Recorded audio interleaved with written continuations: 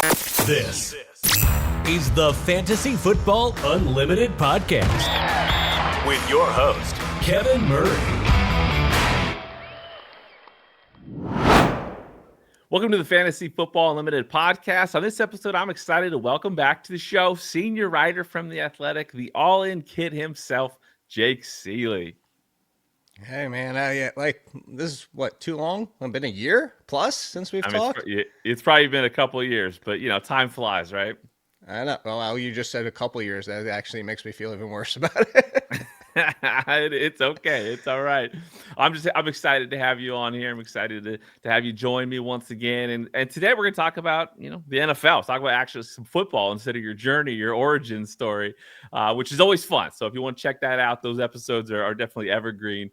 Learn more about Jake Ciely on another podcast. But on this one, we're talking NFL. We're talking post week 2, already heading into week 3, which is weird. We're also going to talk a little bit about your experience with the Stacked League. And so for those unfamiliar with the Stacked League, it's one of the most competitive and innovative fantasy leagues on the planet, bringing together some of the biggest names in the industry to compete for a championship, obviously, but also raise $10,000 for charity. So pretty cool stuff.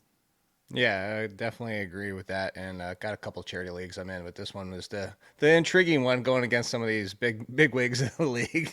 Yeah, a massive amount of talent in this league. So if you want to follow along, for sure. Follow along, visit stackedfantasy.com/stacked league. And you can follow this league. And again, I think it's fun to share the stories behind the scenes.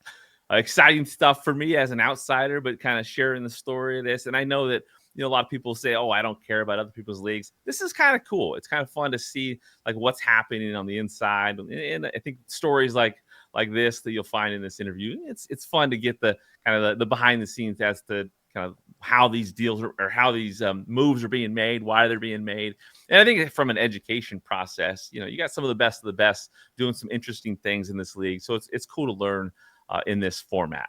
Yeah, I definitely think that's the bigger part about it too, is like we got the waivers running super early. So we did that in Flex this year to kind of get an idea for everybody out there before hopefully everybody else's waivers run, that you kind of like see what we're thinking, because that's the biggest thing, especially when you have Fab, is nobody ever, your home league, but you kind of get like a kind of tell, like you can say, like I answered a couple questions in The Athletic yesterday. It was like, hey, just so you know, industry leagues, blank Browning went for this, and this. So that kind of gives you a better range than what I would just like speculate with. Yeah, super helpful for sure. But first things first, you're no stranger to highly competitive industry leagues. You run flex leagues yourself. How's everything going with flex leagues, and how was that draft experience? I always love hearing the stories. The experience in New York and all that. How was that experience this year for you? Yeah, well, one of those years you're gonna have to make it out there for a change. Like get sure. your butt out for the fun in New York. But the fun in New York is really like the whole reason behind flex leagues was a little bit different from stack. Different, like it's fun to brag in that one and be like, hey, I won, and we have belts, and shout out to Trophy Smack for that, and the belts and the chains and all that type of stuff. But it's really about hanging out with people that, how many times have you and I done this? And I would say even long, like 6-7 years since I've actually seen you in person. Like that's the kind of thing. It's like getting to hang out with everybody. Just this past year at Flex in New York, there was 4 people that I've never met before in person, and actually 2 of them I never even met online, quote, by other people's connections until this past year in 2024. So that's the real appeal, is just getting to meet all these people in the industry, hang out, do a draft together, but also hang out afterwards. We went to SummerSlam, watched Dave & Buster's. And the best part, you say how the drafts went. The drafts went fun because I didn't have anything to do for the first time. And since like pre-COVID, everybody showed up. So like I had been I've been stacking the league to be like, I kept leaving one spot for myself, and then somebody's flight would get canceled and all that stuff. So I have to draft twice or find somebody else to fill in. And like, you know what? I'm going to stack and fill both leagues, and then step in when one person inevitably doesn't, has something come up. Everybody showed up, and then everybody on the online leagues showed up and was ready to go. So I am in the best bowl this year. I got to do that one. I got kicked all the way over that league. I'm in 5th or 6th place over there. That's awesome. No, that's fine. It's true. Yeah, something like that is taking advantage of getting together with people in the space, like-minded people. It's always special. So I'm always envious, and definitely want to get out there sometime for sure. So obviously we're coming off of week 2 in the NFL. What what are your biggest surprises and takeaways these first 2 weeks into the season? So I'll start with the good. I think the biggest surprises is, oh my gosh, is Daniel Jones actually good? Everybody's like, hey, Shane Steichen fix it. A little bit of credit to Kevin O'Connell. Maybe like when he was there last year, he got the ball rolling and fixing him. I don't think anybody saw this coming. Obviously, we're still hesitant because we know Daniel Jones, but I think some of the surprises would be him. I think some of the breakouts, there's a few that are surprised. I want to save some players that we're excited about for that one. But I think the bigger surprise from the negative standpoint would be how bad the rookie running backs have been. And like down the list. So my rankings article over The Athletic today just came out. I did the big four, the top four in ADP, obviously Genty, Hampton, Harvey, and Henderson. And I kind of gave them worry levels. And, it's relative to like where we expected. Like we didn't expect all four of them to be RB1s, but we expected all four to be at least RB2s. And we're talking about Genty's not even in there. Like Hampton's not, like none of them are. And for a class that was the best in blank, like the best ever possibly. And I don't think many people would still come back and be like, hey, it's not the best. It's still one of the best running back draft classes we've ever seen. But so many split backfields still split. So many of these rookies not even getting touches like Harvey and down the line. I think that's the biggest surprise is nobody expected it to be this bad for the fact that it was, and I know that rookie excitement catches fantasy people every year. We always want the shiny new toy. Yeah. And, that happens especially at wide receiver because there's only a handful, 2, 3, 4, maybe that have top 20 value. But I don't think anybody expected the running backs to be like this. And I jokingly even said this on Twitter the other day. Are we going to turn around in 2 months and be like, Judkins is the only top 15 rookie running back? Because Genty's having a rough go of it. I do think Genty's going to be fine. And it was kind of tongue in cheek. But I think that's gotta be the biggest surprise we've seen at least through the first 2 weeks. Yeah, no, the usage is all that is fascinating. It's got me nervous as a fantasy manager of multiple of these players. So hopefully it turns around. Hopefully it's something we laugh about later down the road in the season. What moving forward? What players are you most excited about? And then which are some of the ones you're most nervous about? So there's a little Barkley right there. So always excited for Barkley. Always. I'll say most excited. So this is one, Quentin Johnston, just because I'm excited that it's finally happening for him. And, I don't want to do this as like a victory lap because I wasn't that high on him. So let me make that clear. Where I'm coming from on this, when I say is that there's players that we see coming out of college and we say, this is who they are. Quentin Johnston was raw. People thought he needed development, including myself. I think the consensus what he needed development. And of course the drops have been magnified, but this is somebody that wasn't really expected to do much in year one, maybe year two, and it's finally happening in year three. We shouldn't be completely shocked by this. I know that it was looking like a long shot given what happened the first 2 years, but I only bring that up for other wide receiver situations. Sometimes it might only take 1 year. Oh, by the way, Rome Odunze. That's hella fun to watch. I'm super excited about that. I was one of the people who was like, hey, I actually think Odunze could have more fantasy value than DJ Moore. And remember how bad his rookie season was. So I want to caution people that, I write an article every year about last year's trash. And it's basically the people that want to write off players because they burn them. And a lot of times, a lot of those players are first or second, third year players because the first or second year was so bad. So I think that's one that I'm really excited about. I am also excited about Scadaboo, that he's finally getting touches already. I say finally, but he's already getting him in week 2 after missing essentially the entire preseason. Nervous, but the rookie running backs, but also I think we start getting a little bit nervous, and this is going to tie into my fantasy team, about Justin Jefferson, who used to be QB immune. Like there was no stopping him. Nick Mullins and McCarthy obviously had a terrible first 2 weeks, outside of one quarter. And now we're turning to Carson Wentz, who, by the way, hasn't thrown for 180 yards in about 3 years. And granted, I know some of those are spot start. Well, they're all spot starts. And that one game I'm referencing from 2 years ago was 300 yards, but it's still Carson Wentz at this point. And Jordan Addison's coming back next week. It's just a little bit concerning, and it feels bad when you have a first-round pick, and then, of course, to loop in with Justin Jefferson, I think there is concern for Brian Thomas and, of course, Drake London. Although I will say, buy low on both, especially Brian Thomas. I'm really. I saw your reaction. Do you have a take on that too? No, it's true. Buy low, it makes a lot of sense right now because if there's a lot of managers out there that are panicking, it's just normal for week 1, week 2 for people to kind of lose it when it comes to what they think they're going to get out of a player. So buying low, making sure you Sorry, are I trying to wasn't laughing acquire at some you. players. I Yeah, want to make that yeah, clear. I no, wasn't laughing when you said "lose it" in my head. The Eminem, like as soon as they lose, me. that's where my mind went. No, real quick on the Brian Thomas. Like I went Yeah. back and watched. I've already watched again, but I'm like, let me watch again. And I'm going to watch every single incompletion from the first 2 weeks. You know how many were Brian Thomas's fault? 3. He dropped 2, and of course, magnified the similar to Quentin Johnston, magnified by the one that would have been a touchdown, another one that could have possibly been a first down, and then another one that just was like drop-ish. The others were tight coverage, basically thrown into the defender for half of them, and then Trevor Lawrence overthrew him most of the other throws, or underthrew, but mostly overthrows.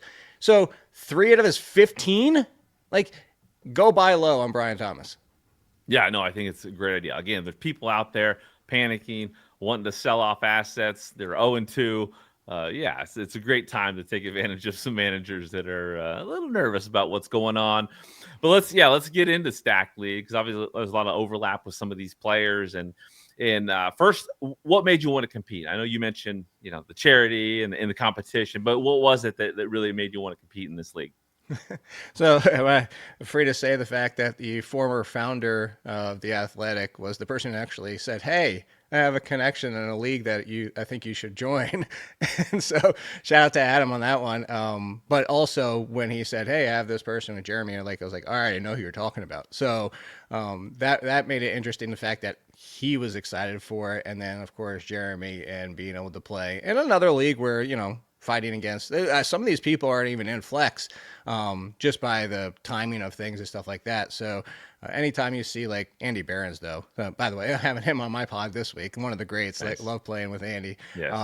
But just to see the names and mostly to engage the audience, which is like part of it. Like, so flex, we try to, even though some of the rules are a little bit different, we still try to be like, hey, this is how we're actually drafting. You can take this and use it and say, okay, maybe I need to go higher or lower in my draft.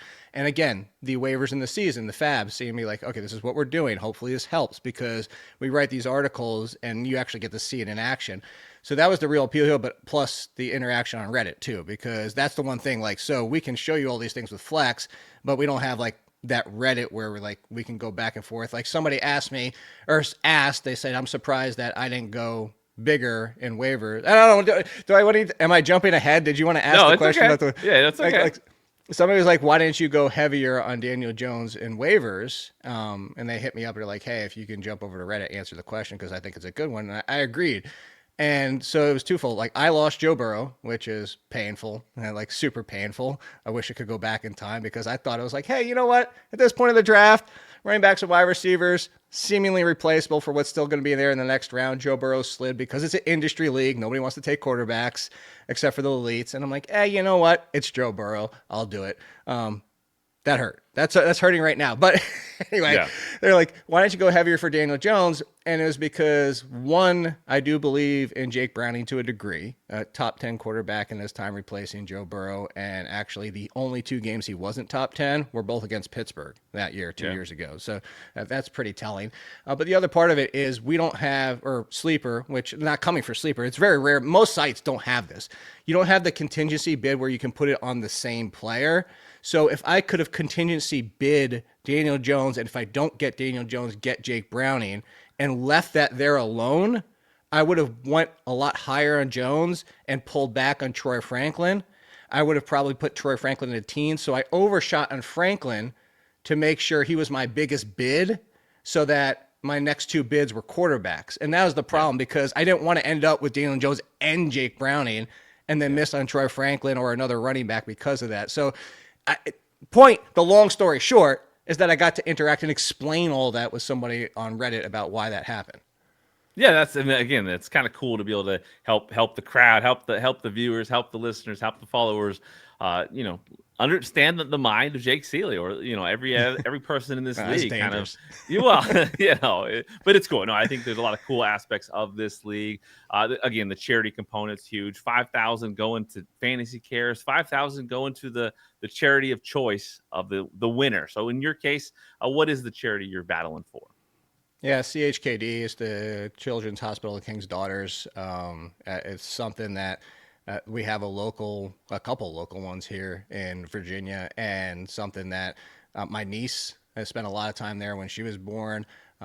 My wife's daughter has spent time there. So it's basically helping kids. It's one of the charities that that 100% of your donations going straight to them to help these hospitals and a lot of kids. And it actually started even before my niece was born. David Wright, who's from this area, who I've met a couple times, he now lives in California, so he doesn't show up here very much anymore. But I used to do a poker charity night, and it was for CHKD. So just a really good place that, like, if you're interested in helping kids with any type of birth defects or issues or health problems, basically throughout their entire until they're adults. Just a great foundation. That's fantastic. Now, with this season, again, a little bit of roller coaster start. First week, you're heading into Monday night against Kendall Valenzuela. Should have pulled it out. I mean, the projections were right there, equal. You would have thought that Jefferson and Swift were going to come through for you. You fell short. You got the win in week 2, but obviously a little painful. You got Joe Burrow out. You got Austin Eckler. I mean, he was the last pick in your draft. At the same time, it hurts. It hurts, like, probably personally and professionally, right? Like, you want Austin to do well. He's such a great advocate for fantasy. Talk about that, like, just dealing with the highs and lows of the season so far for you, and then dealing with those injuries. Yeah, it's Austin Eckler. I thought was a super value. I hadn't even used him yet, and I'm like, you know what? The buys are going to be coming.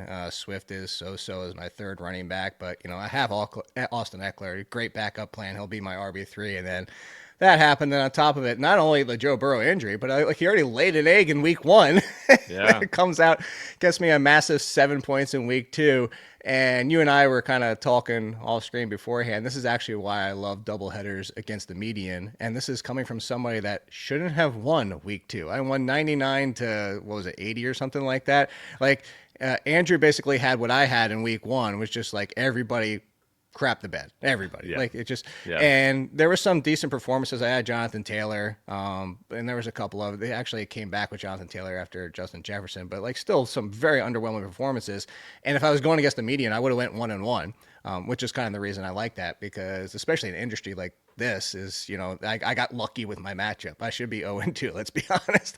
And it comes down to Burrow being hurt, Kyron in week 2 underperforming, Justin Jefferson underperforming, DK Metcalf. Oh, you want to talk about worries? I should have brought up DK Metcalf. I included him in the article this week. ADOT of under 6. By the way, the highest wide receiver last year to have an ADOT under 6 was Khalil Shakir, who was still wide receiver 48 in fantasy points per game. This is bad news. Like, wide receivers with under 6 ADOT do not produce unless they're touchdown scorers. The only one from last year that actually mattered was Chris Godwin, but Chris Godwin was also catching touchdowns and 1 billion balls a game before he got hurt. So I don't think that's going to happen for DK Metcalf. He would be a major concern as well. So like, it just hurt. Like, I'm not excited for a week 3 matchup, to be honest. Well, yeah, you're 1-1. It's one of those, you're coming off a win, but yeah, there's some obstacles ahead for you. Obviously, Dave Richards sitting there at 2-0 at top of the league. Thanks to you, Andrew Cooper's at the cellar. We got a last place punishment in this league. So Andrew Cooper is currently 0-2. Rough start. But let's talk about the beginning, just your roster. It's draft day construction. From the 6th spot, you went with Jefferson. You went with Jonathan Taylor, Kyron Williams. Then Joe Burrow, DK Metcalf, DeAndre Swift. Was that a normal kind of build for you? Is that a strategy that you normally would find in that spot, or is anything different for you? No, this is what happens when you try to diversify and you say, hey, you know what? I'm going to try and do one league differently. Why did it have to be the stack league that I did one thing differently? Like, Justin Jefferson, this is the only place I have him. This is the only time from this. I got the 6th spot. I joked with Jeremy about this.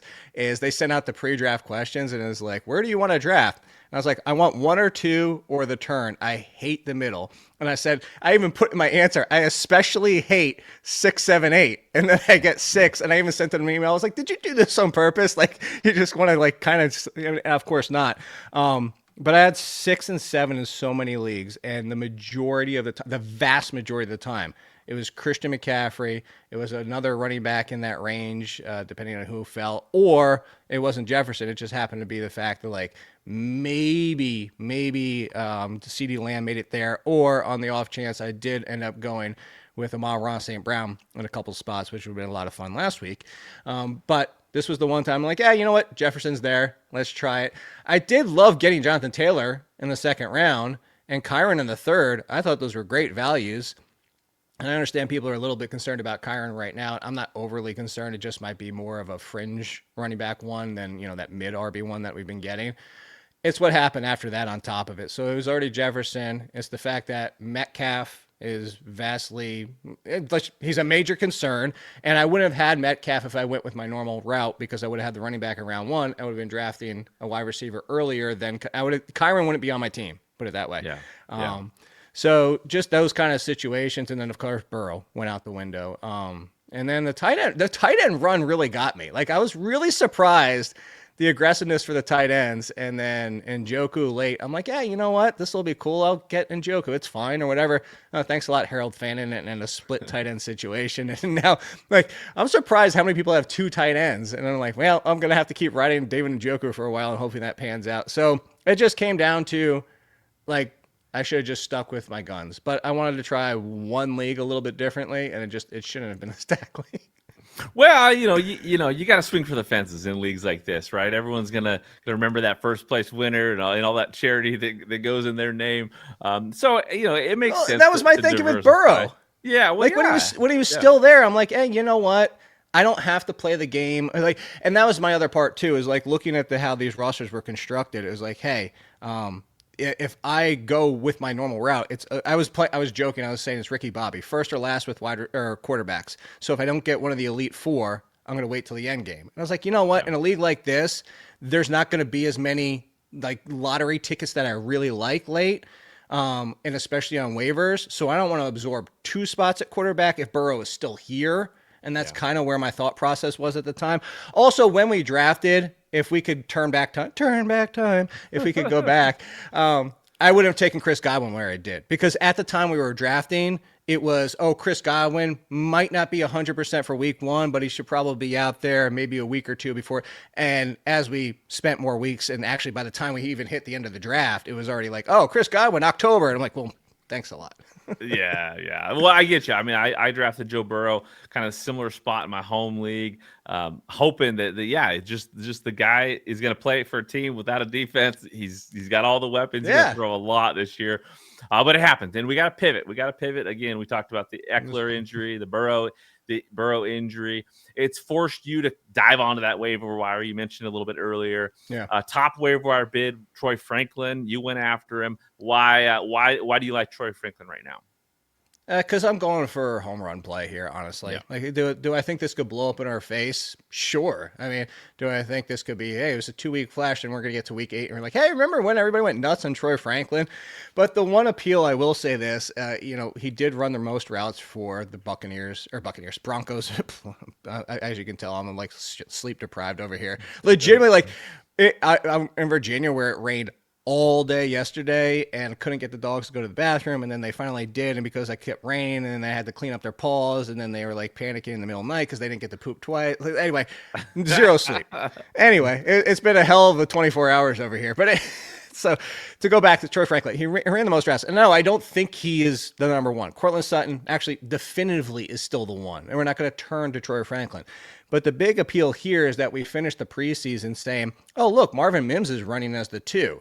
And that's somebody that I was never a huge fan of, but I was like, hey, you know what? If Marvin Mims is running as the 2, I'll take flyers on that. Interesting. Well, week 1, he's splitting with Troy Franklin. If Franklin was just barely in front of him, it's like, ooh, maybe Mims isn't the 2. Or, hey, this could be Sean Payton doing Sean Payton things. Well, week 2 rolled around, and that's why I bring up the most routes, is because it was double what Mims was doing, and 1 touchdown on his 2 opportunities, and hey, he got it. But if Franklin is going to be the 2, and he is going to consistently be out there, and his big playability, and he plays with Bo Nix, and Nix, I think there's a good, if you're looking for a quarterback, I'd buy low on Bo Nix. Just the appeal of being in Sean Payton's system, I think that he does have top 30 upside. Would I guarantee that? Obviously not. Could it, we get, like I said, we could get 4 weeks from now and we're dropping him. But I need help. DeAndre Swift, I feel like, is a ticking clock. That, like, I'm just waiting for that one to break. And then the DK Metcalf blew up my face. Justin Jefferson's been underperforming. Again, I lost quarterback, which is why I went, decently heavy on Browning. So that's really was. It was shoot for the moon kind of situation with Troy Franklin and just shooting for that upside, which, by the way, I don't know if you know this, but he played with Bo Nix, and like they had lunch together, and I think they bunked together, and wore the same costumes at Halloween, and like, so there's a lot of connection there. I love it. You got to follow those connections. Next up, Daniel Jones went. You mentioned that earlier. Is kind of the highest priced quarterback. You got Browning to kind of handle the Burrow situation. You talked about that. You did go after Blake Corum. Is that a handcuff situation for Kyren, or independently, are you in other leagues looking at Corum as someone who could potentially find a role? So I don't think he'll potentially find a role. I do think, and it didn't have so much to do with a handcuff or Corum, because I'm actually team, or like the proponent of, I'd rather have somebody else's handcuff, because, and this is obviously the riskier play, but the point being is, like, so let's say I don't have Kyren Williams and I picked up Corum. So whoever my RB, let's say I had Josh Jacobs instead of Kyren Williams. So Josh Jacobs and Corum, at some point I might have 2 options, because if Kyren gets hurt, now I also have Blake Corum. And if you have the handcuff, you're always net 1. Like, if you lose Jacobs and you have his backup, whoever might be right now, Chris Brooks right now, but let's go back to Kyren. If I lose Kyren and I get Corum, I still only have 1 running back. It's not like I got that out. And I understand the riskier play is if I have Josh Jacobs, if I have Josh Jacobs and picked up Corum, and then the person who has Kyren doesn't, they lose out completely.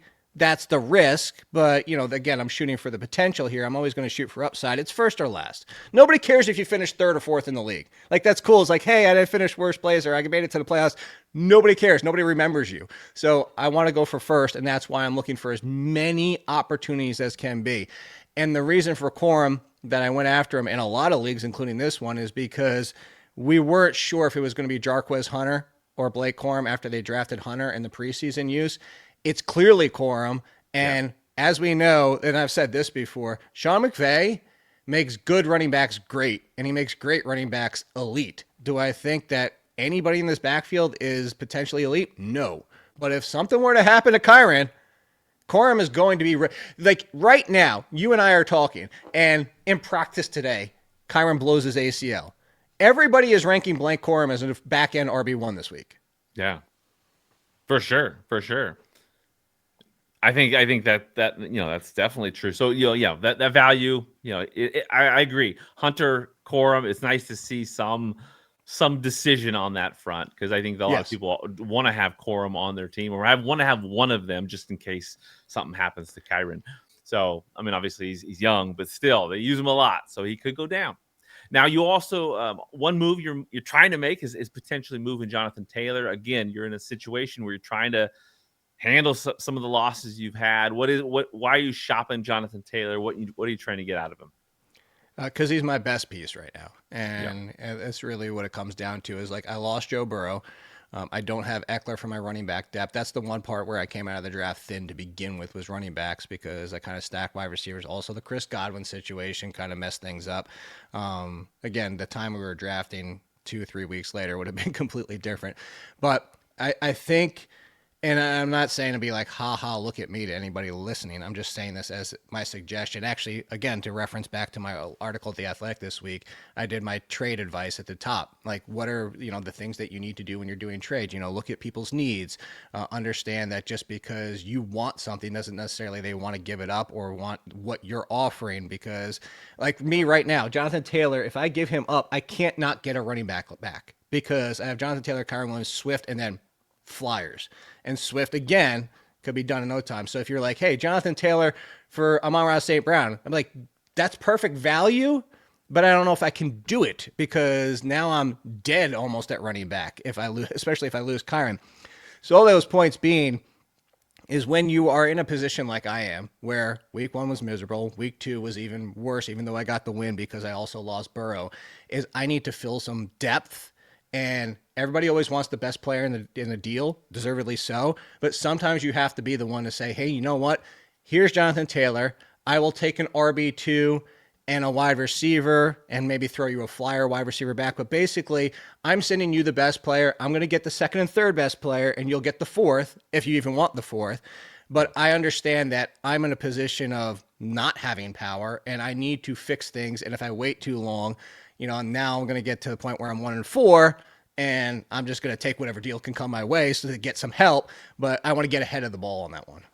Yeah, I think that's one of those moves where, a manager, you lose assets, you gotta fill roster spots. You need to add some depth, when you're losing players. So I like that move. It makes a lot of sense. Hopefully something works out for you.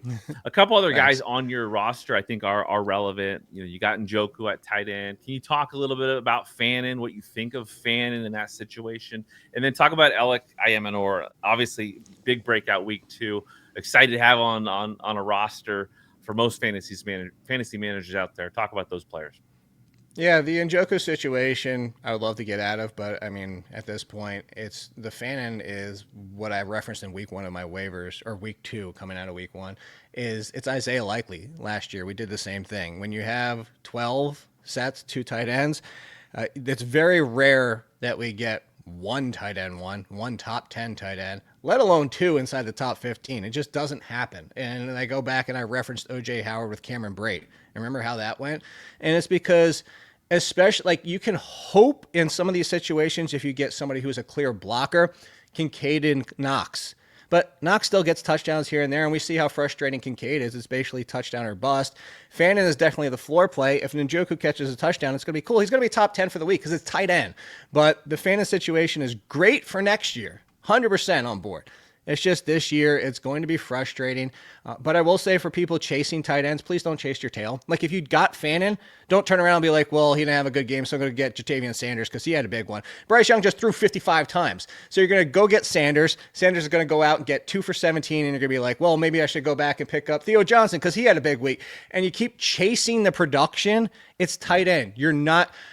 Honestly, unless you have a top 4-ish tight end, you're probably going to get 50% good weeks and 50% bad. Like, so stop chasing. You just got to ride somebody through it. And I would just ride Juwan Johnson if he's still out there. On the flip side, yeah, Eddie Manor. I'm a fan of, like, let's also remember that he had a big game versus Travis Hunter, by the way. But like that wasn't the only thing. I don't think he's better than Travis Hunter as a pure talent by any stretch of the imagination. But he only had to, I said this in the preseason, I was like, he only has to get past the corpse of Lockett and Mr. I only make 2 catches a year Van Jefferson. And he's already passed both of them. Similar to Franklin, he is the 2. And they had a tough sled, obviously, in week 1. Week 2 was a tougher match, or not tough, or tougher than what people might have expected. It was a tough 2 weeks. Broncos, Broncos is as tough as it gets, and then you get the Rams, which is also tough. It gets easier immediately this week and going forward against the Colts. If Cam Ward is going to keep throwing downfield and opening things up and starting to develop, hopefully we see some real good signs this week. We've seen flashes. Ayu Manor could be a wide receiver 4. That's all I'll give him, but he's somebody that nobody had anywhere. Nobody was stashing. He was one of my free guys, people that you could draft after the draft was over. So I actually think of all my lottery tickets on the outside of Corum. Let's just say wide receivers on my bench. I have Ayu Manor, Kupp, Renfro, and Dobbs. Ayu Manor's got the highest ceiling. I love it. No, it's good. I got him in a lot of places, so hopefully it works out. Obviously, it was cheap. It was easy to acquire him. So maybe not so much now. We'll see what happens. Now you got John Daigle week 3, tough matchup. He's got a loaded roster. For you moving forward, what players on your roster right now are going to need to step up and carry you to a title? There's 2. Jake Browning needs to be the Jake Browning we've seen before. He needs to be a top 10 quarterback. By the way, if you just take his points per game when he's been playing, he would be QB7 most years. Averages out to about QB7. I need that. And I need Justin Jefferson to be Justin Jefferson. I need him to be the Jetta we knew. And it's like whether Carson Wentz comes in and is like capable, that's all we need. Just start targeting him. Just be Sam Darnold. Carson Wentz, just be Sam. Who would have thought they'd be wishing for the Vikings to have Sam Darnold or Daniel Jones back on this team at this point? Yeah. So if Jefferson can return first round value and Browning can even be a fringe QB1, I think I can get back into contention. Otherwise, I'm dead in the water, honestly. Like if those 2, no Jefferson and Burrow, obviously, but those 2 positions not being what they were supposed to be, especially Jefferson, I'm fighting to not be that last place punishment team. Well, you are fighting. I mean, you are obviously aggressive on the waiver wire. I'm sure you're gonna make something happen moving forward. Now, looking at the rest of the teams in the league, is there one team that you identify as the most loaded team? Yeah.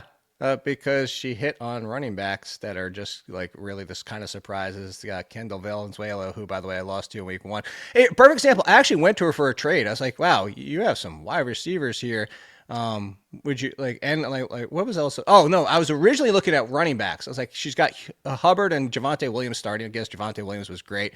Quinshon Judkins, I will say, not fair. She got him she was on the clock when the news broke that he was actually going to sign and play this year. So like it just happens in slow drafts. But anyway, because of that, she has Harvey on the bench and then Judkins, but she also has Brian Robinson. And I was like, you know what? Patience on Harvey. Maybe I can buy low on that. Maybe if you don't want Judkins, whatever it might be. And I was like, hey, are you willing to trade a running back? Because I'm worried about DeAndre Swift. And then I looked and I was like, never mind.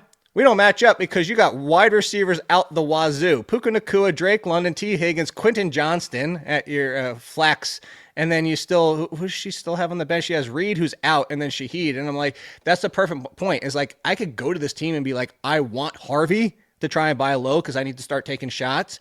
But what am I going to offer her? Like, I can't, even if I said, here, buy low on DK Metcalf straight up for a buy low on RJ Harvey, Metcalf's not even getting in her lineup right now. So, I think her, and especially Nick's, even being underperforming as her quarterback, her team freaking loaded. I'm glad I got her in week 1, but I still lost in week 1, so it didn't matter.